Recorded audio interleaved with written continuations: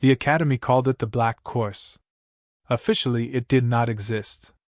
It was a classified training track reserved for cadets headed into frontier units, the kind that operated where rescue was uncertain and mistakes stayed permanent. The curriculum was built around the simple idea: if you can function there, you can function anywhere. Most species never applied.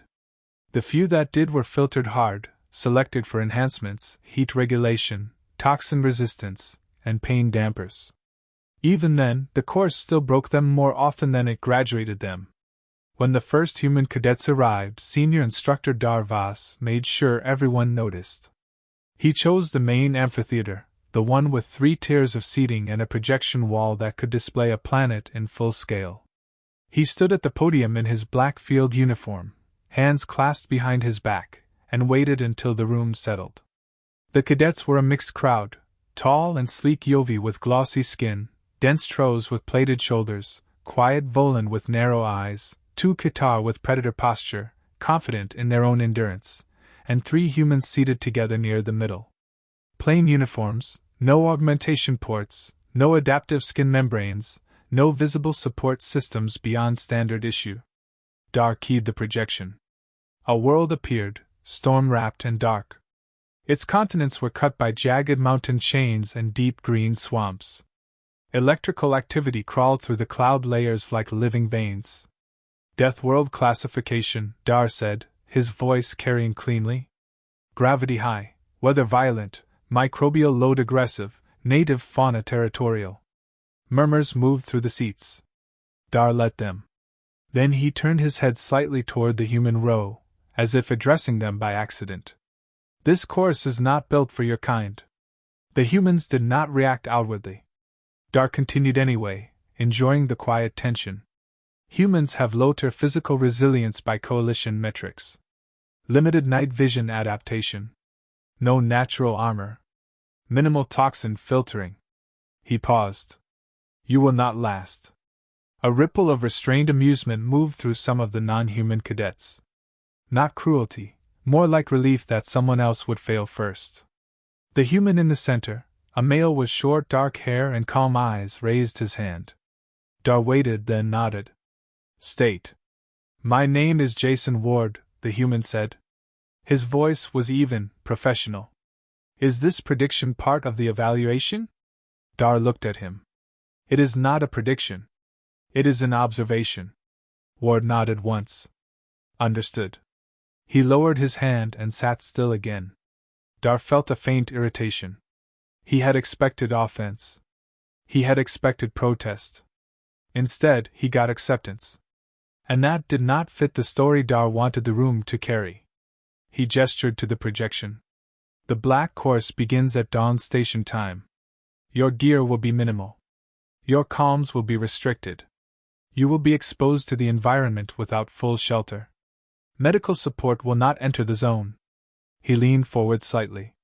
If you quit, you will be extracted and removed.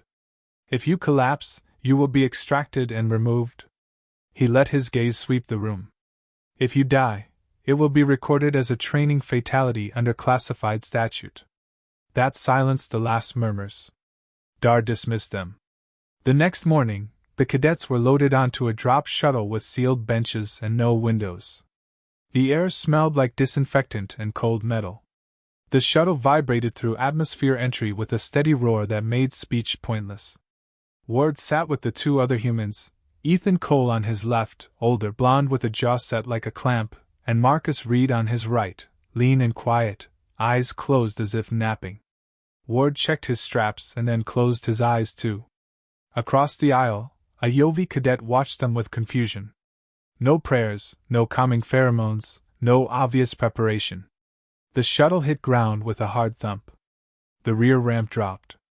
Heat rushed in, wet and heavy, thick with plant rot and something sharper underneath. The air had weight. Gravity pressed down just enough to make every step feel like carrying extra gear. Outside, the world was loud. Insects clicked in layers. Distant calls echoed from unseen creatures. Wind moved through broad leaves with a constant hiss. The sky was low and dark, clouds moving fast. The cadets filed out into a clearing bordered by dense jungle. A line of black pylons marked a boundary.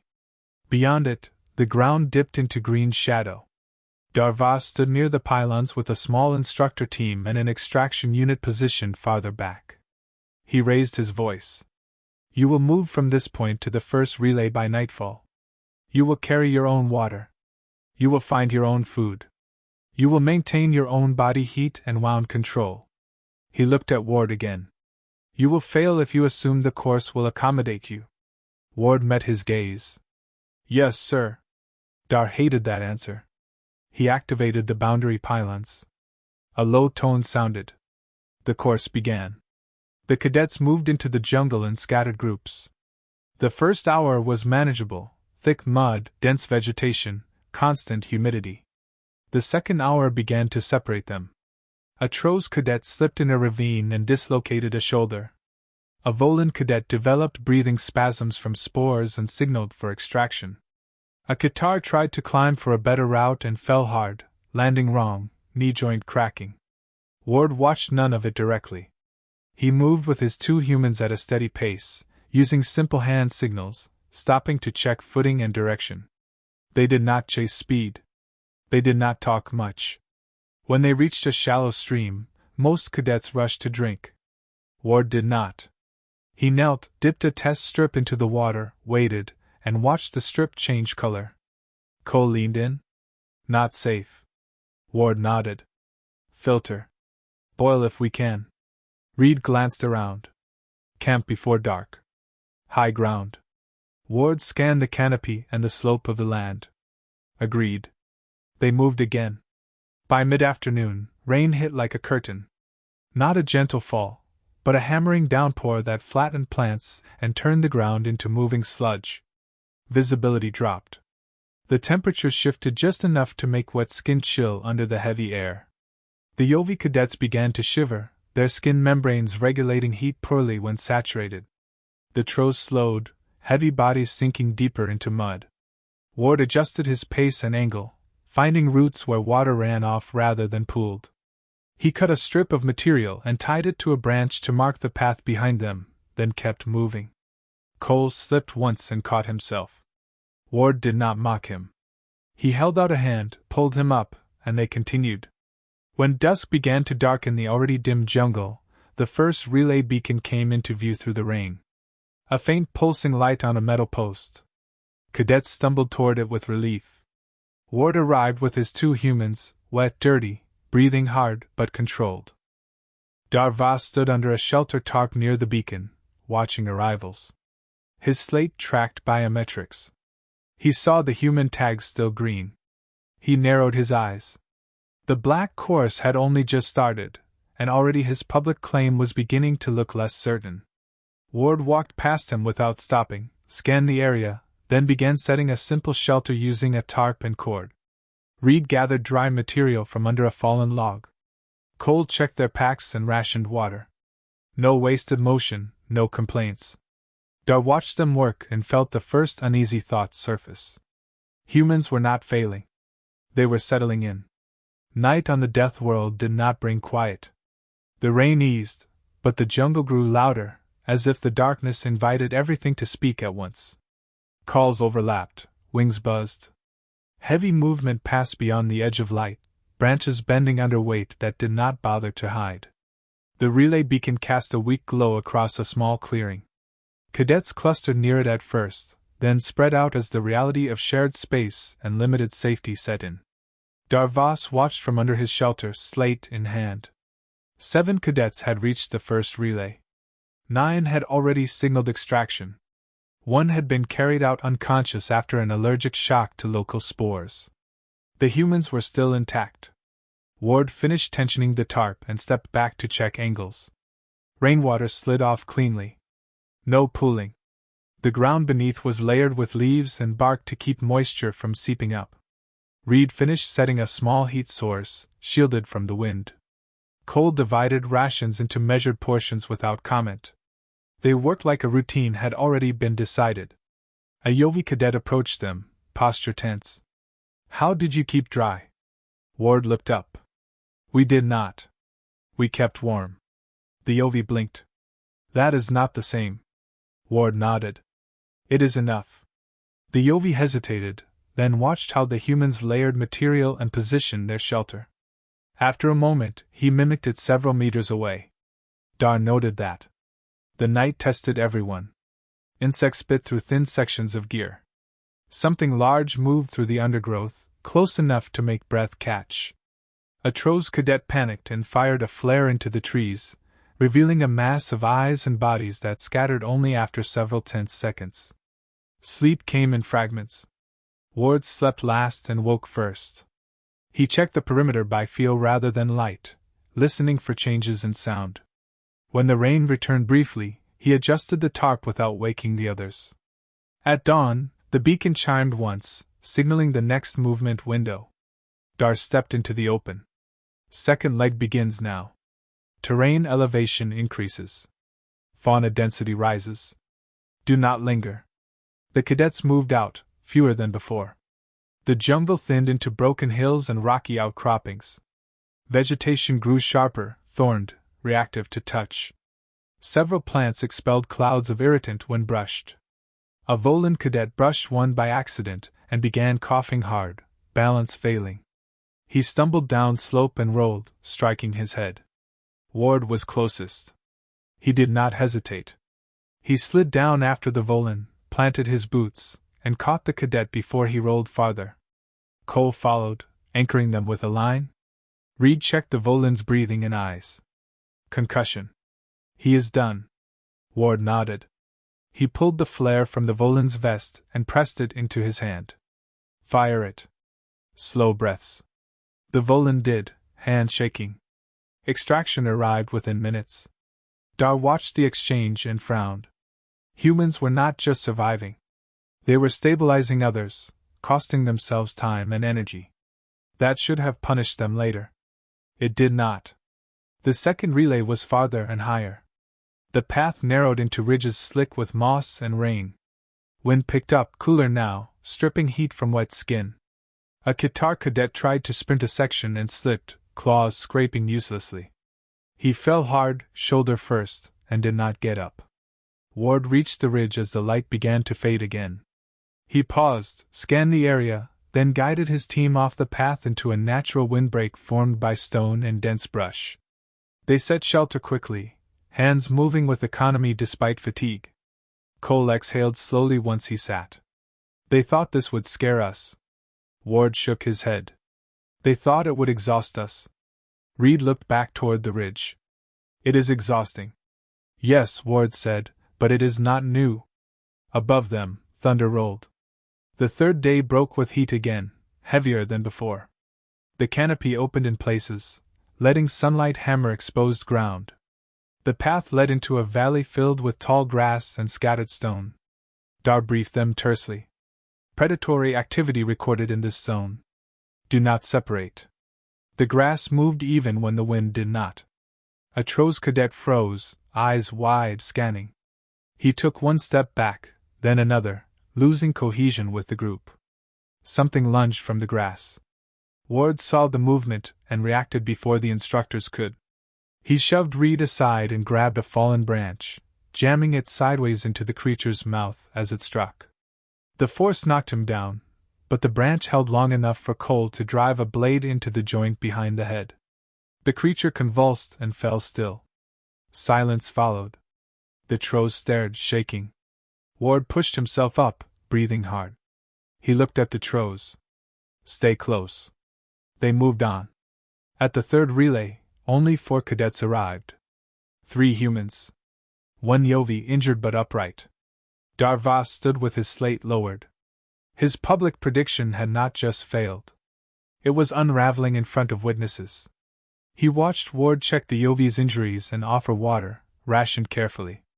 The humans looked worn now. Mud stained their gear. Cuts marked exposed skin. Fatigue showed in the way they sat, but they were still adapting, still functioning. Dar felt the uncomfortable shift of authority that comes when reality contradicts instruction.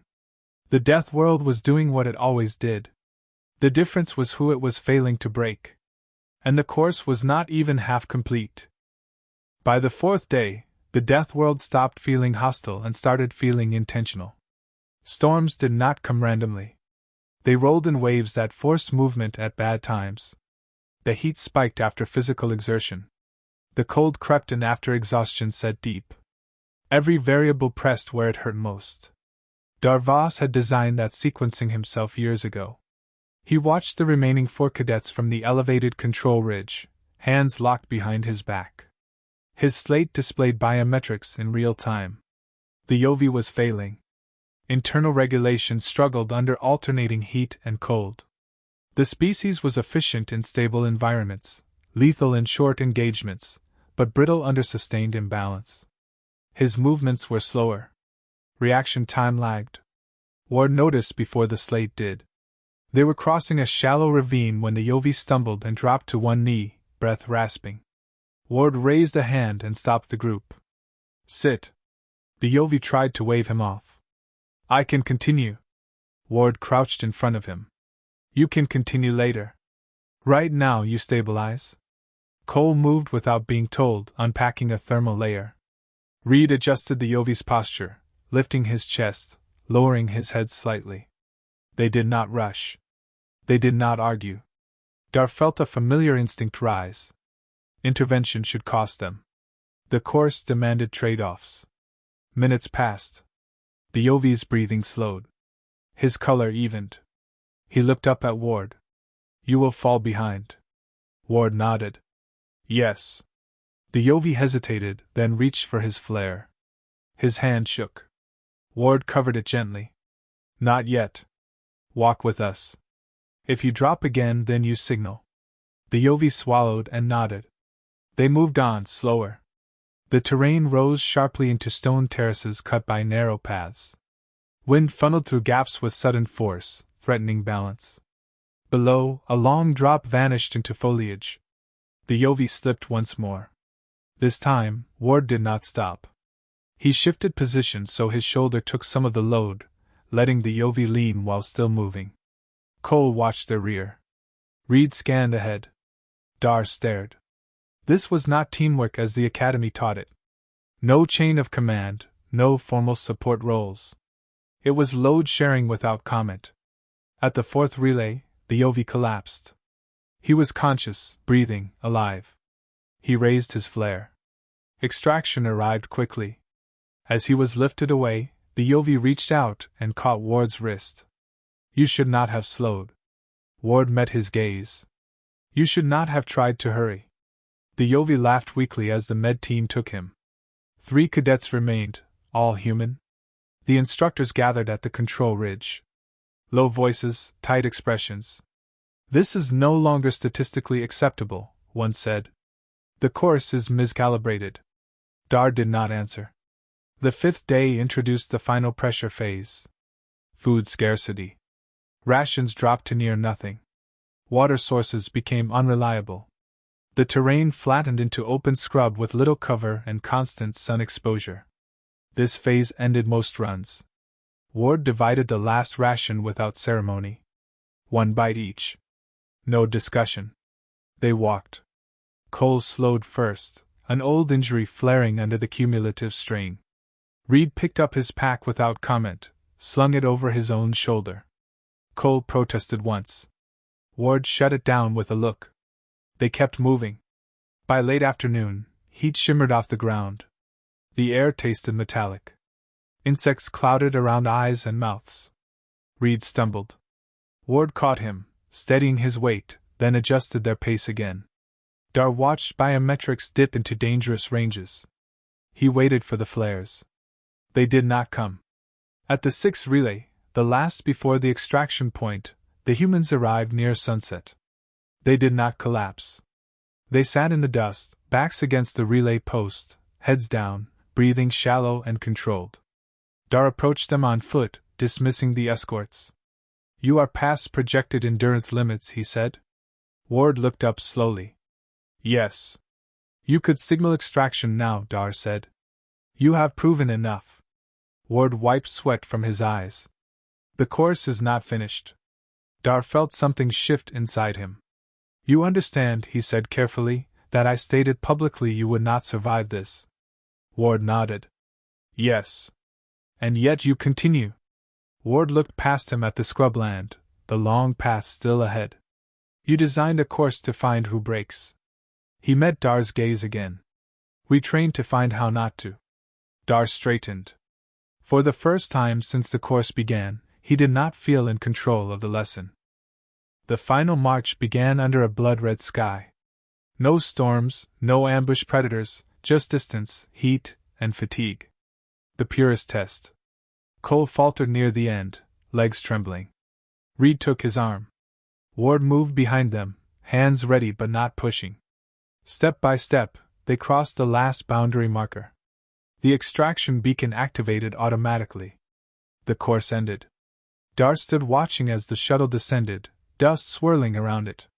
3 humans stood inside the boundary, alive, still standing. The Academy record updated in silence. Darvas knew what would happen next. The prediction he had made would outlive the truth unless he corrected it himself. And that decision weighed heavier than any Deathworld terrain. The shuttle lifted away from the Deathworld at dawn. Inside, the 3 humans sat strapped in, heads back, eyes closed. Not unconscious, just still. The kind of stillness that came after long exertion when the body finally understood it was safe to stop. Darvas watched from the landing zone until the craft vanished into cloud. He did not feel relief.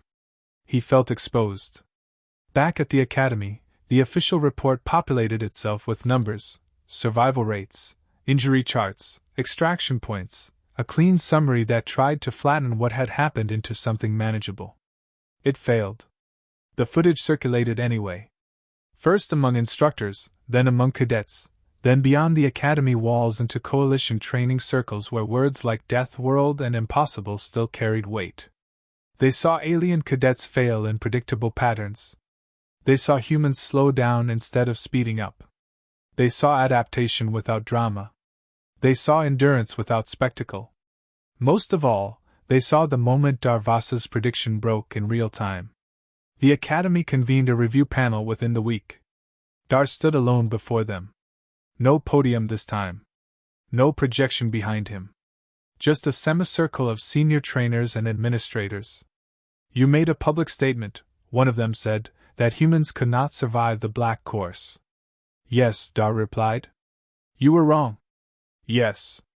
There was no accusation in the room, just clarity. One administrator leaned forward. Why? Dar did not answer immediately.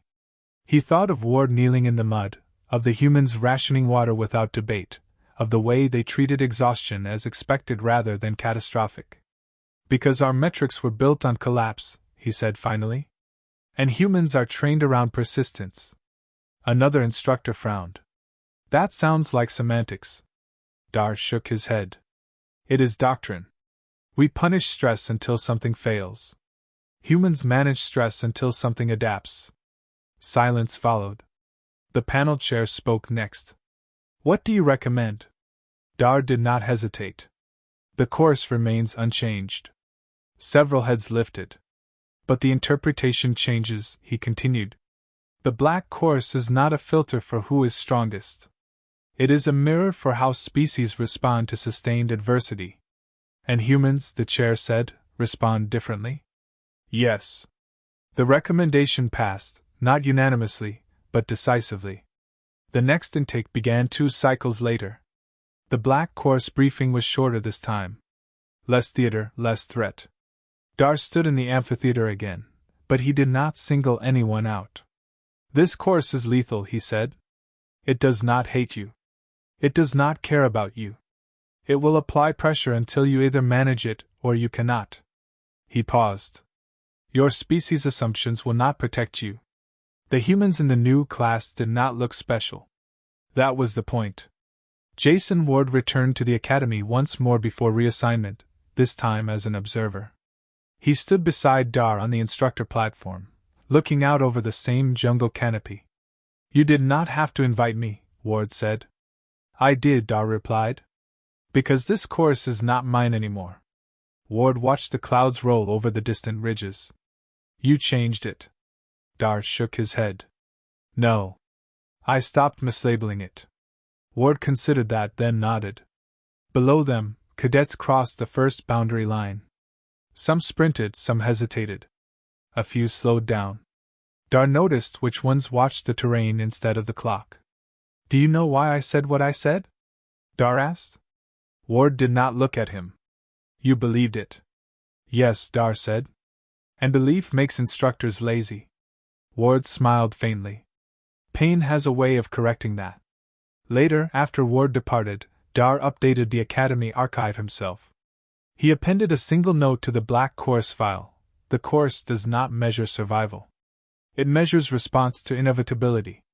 Species that fight the environment will lose. Species that plan around it will last. No mention of humans by name. It was unnecessary. In the months that followed, completion rates shifted slightly, not dramatically.